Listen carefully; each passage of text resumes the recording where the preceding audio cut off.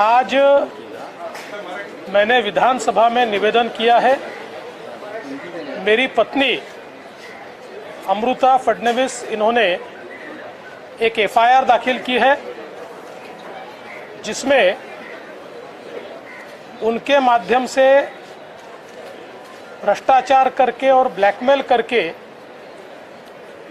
दबाव बनाकर किस प्रकार से अपनी केसेस वापस लेना, भ्रष्टाचार करना, इसकी कोशिश की गई, इसके बारे में एफआईआर है। अनिल जयसिंघानी ये एक बुकी है जो पिछले करीब 4 से 5 सालों से एब्सकॉन्डिंग है। देश के भिन्न भिन्न राज्यों में उनके ऊपर 14 केसेस चल रही है और उनकी बेटी अनिक्षा जो पढ़ी लिखी है और संभ्रांत नज़र आती है, उन्होंने पहले 2015-16 में मेरी पत्नी से संपर्क किया था, बाद में कोई संपर्क नहीं था। और जिस समय महाराष्ट्र में एमवीए की सरकार आई, उसके बाद 2021 से वो वापस मेरी पत्नी के संपर्क में आई। उस समय उन्होंने ये बताया कि मैं ड्रेस डिज़ाइनर हूँ, मैं ड्रेस डिज़ाइन करती हूँ, आप मेरे ड्रेसेस पहनिए। मैं आर्टिफिशियल ज्वेलरी का काम करती हूँ। और धीरे धीरे मेरे पत्नी का विश्वास संपादित करने की कोशिश की। मेरी माँ गुजर गई है, उस पर मैंने किताब लिखी है, आप उस किताब का विमोचन कीजिए। मैं 50 प्रमुख महिलाओं में आई, मेरा स्वागत कीजिए। ऐसे कई चीज़ें बताकर वो बहुत करीब आई और फिर उसने एक बार ये कहने की कोशिश की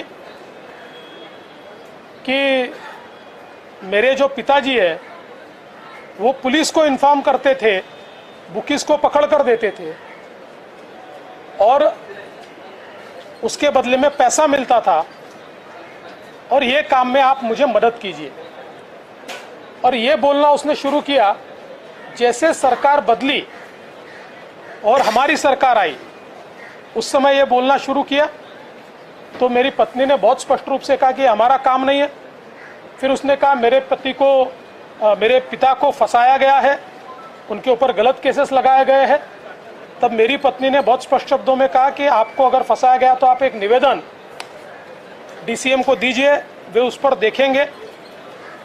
लेकिन धीरे धीरे ऐसा ध्यान में आया कि ये कुछ गलत काम कर रही है, और फिर उसने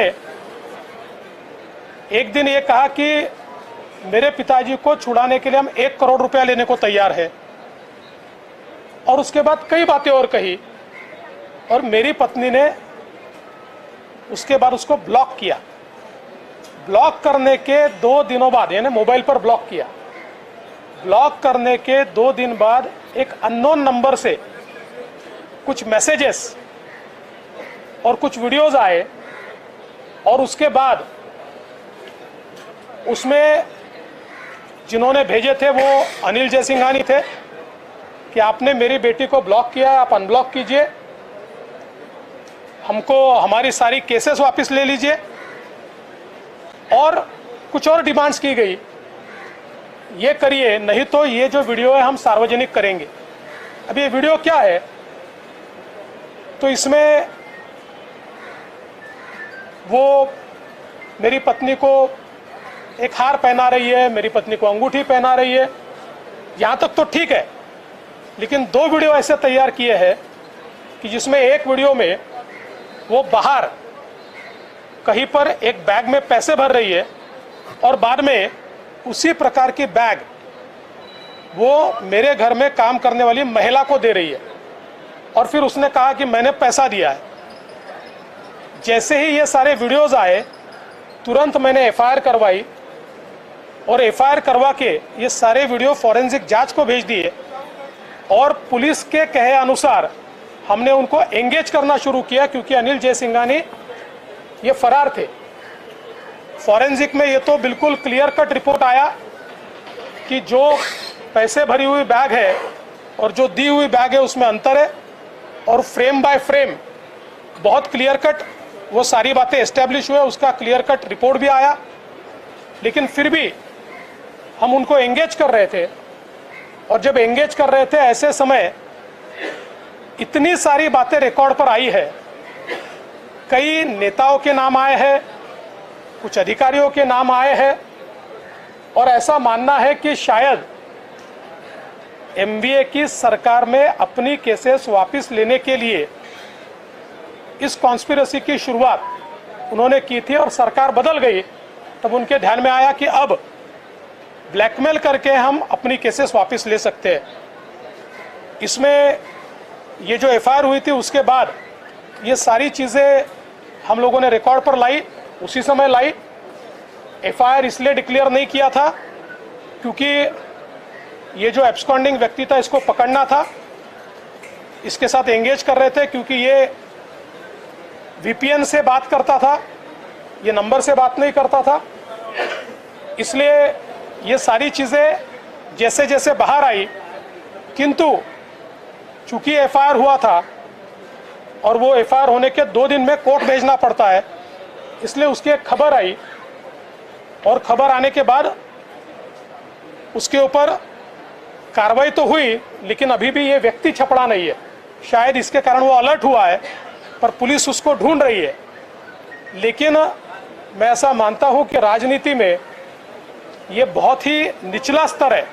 मैं किसी के ऊपर अभी आरोप नहीं करता, क्योंकि उस व्यक्ति ने ऐसे ऐसे लोगों के नाम लिए हैं, तो उसमें से कितनी चीज़ें सच है और कितनी झूठ है, ये सारी चीज़ें तफ्तीश के बाद ही ध्यान में आएगी। लेकिन उसने मुंबई के एक पुराने पुलिस कमिश्नर का भी नाम लिया हुआ है, और मैं उसके बारे में ज़्यादा नहीं कहूँगा। लेकिन जब मैंने पुलिस में पता किया तो जिस समय ये सरकार थी उस समय उसकी केसेस वापस लेने की कार्रवाई शुरू हुई थी, उसके ऊपर कुछ नोटिंग भी हुआ है। तो मुझे लगता है कि कुल मिलाकर ये जो कॉन्स्पिरेसी है, ये व्यक्ति जब छपड़ेगा तो पूरी कॉन्स्पिरेसी बाहर आएगी। और अभी पुलिस ने कुछ छापे मारे, कुछ कार्रवाइयाँ की है। मैं इससे ज़्यादा इसलिए नहीं बोलना चाहता कि पुलिस की तफ्तीश में मैं ज़्यादा दखलंदाजी नहीं करना चाहता, किंतु मुझे लगता है कि जो मैं लगातार कह रहा था कि जिस समय पुरानी सरकार थी कुछ प्रयास किए जा रहे थे, वो तो अलग प्रयास थे, एक नया प्रयास ये सामने आया है, और इसके एविडेंस जैसे ही मुझे मिलेंगे तो मैं बाकी बचे हुए एविडेंस भी आपके सामने लाऊंगा। कुछ चीज़ें चार्जशीट के माध्यम से आएगी, तब आपको मिलेगी। मराठीमध्ये मी सभागृहात निवेदन केलेलं आहे। हिंदीत झालं नव्हतं म्हणून हिंदीच्या सगळ्या पत्रकारांची विनंती होती की हिंदीत निवेदन करावं, म्हणून मी हिंदीत निवेदन केलं आहे। आणि राजकीय कट वाटतो, यामध्ये राजकीय कट आहे, राजकीय कट आहे, असं आहे। राजकीय कट आहे की नाही हे लवकरच ठरेल। इतक्या वेगवेगळ्या लोकांचे नावं घेतले आहेत, पण एकीकडे प्रायव्हेटली ते सांगतात की यांनी सांगितलं, मग इनडायरेक्टली परत मेसेज पाठवतात की तुम्ही म्हणाल त्याचं नाव घेऊ। याचा अर्थ अशा लोकांवर विश्वास ठेवता येत नाही, आणि म्हणून जोपर्यंत पुरावा हाती येत नाही तोपर्यंत त्या संदर्भात मी बोलणार नाही। सुप्रीम कोर्टामध्ये वायरल हो गए थे, और इससे पहले भी एक पूर्व मंत्री ने आप पर कुछ आरोप लगाए थे। उस केस से इस केस का कुछ लिंक है क्या? उस केस से इसका कोई ताल्लुकात दिखता नहीं है। सर, सुप्रीम कोर्टामध्ये तो देखिए, ऐसा है, उन्होंने कई लोगों के नाम लिए हैं, इसका मतलब वो सच है या नहीं है, इसकी तफ्तीश किए बिना तो नहीं किया जा सकता। कल को कोई हमारा नाम ले ले तो थोड़े हम कोई दोषी होते, इसलिए इसकी तफ्तीश होगी। जो बातें उन्होंने कही है, क्योंकि हम लोग तो एंगेज कर रहे थे, तो एंगेज करने में कुछ बातें उन्होंने मोबाइल पर कही है, कुछ उनकी बेटी ने प्राइवेटली कही है, उसको भी हमने उसी समय पुलिस को बताया है। तो ये पूरी केस डायरी चल रही थी। ये थोड़ा और समय शायद मिल जाता तो ये व्यक्ति भी हाथ में आ जाता। सर कपिल सिब्बल यांनी सुप्रीम कोर्ट नहीं, मुझे अभी अभी उसका अपडेट नहीं। सर कपिल सिब्बल यांनी सुप्रीम कोर्टामध्ये एक युक्तिवाद केला, त्यात ते म्हणाले, देखिए मैं इसके बारे में इससे ज़्यादा नहीं बोलना चाहता। आप भी इसमें अटकलें मत लगाइए, जल्दी कई चीज़ें बाहर आएगी और चार्जशीट में तो बहुत ज़्यादा चीज़ें आएगी, क्योंकि कुछ फॉरेंसिक रिपोर्ट आए हैं, कुछ आने बाकी है। कैसे वीडियो में पीछे से आवाज़ लगाई गई, ये चीज़ें भी ध्यान में आ रही है, तो ये सारी चीज़ें जल्दी बाहर आएगी। सर बेईमानी एक सवाल ये है, क्या वाकई में सिर्फ केसेस से छुटकारा पाना? विधायक है, कोई पद पर है। आप मुझे लगातार अलग अलग तरीके से वही प्रश्न पूछ रहे हैं। मैं बहुत जिम्मेदार नेता हूँ, इसलिए मैंने किसी का भी नाम लेने से पहले, कोई अपराधी किसी का नाम लेता है इसलिए वो नाम मैं यहाँ पर लूँ, ये गलत बात होगी। हाँ, उसमें अगर कोई भी सुराग मिलेगा तो नाम मैं पक्का लूँगा।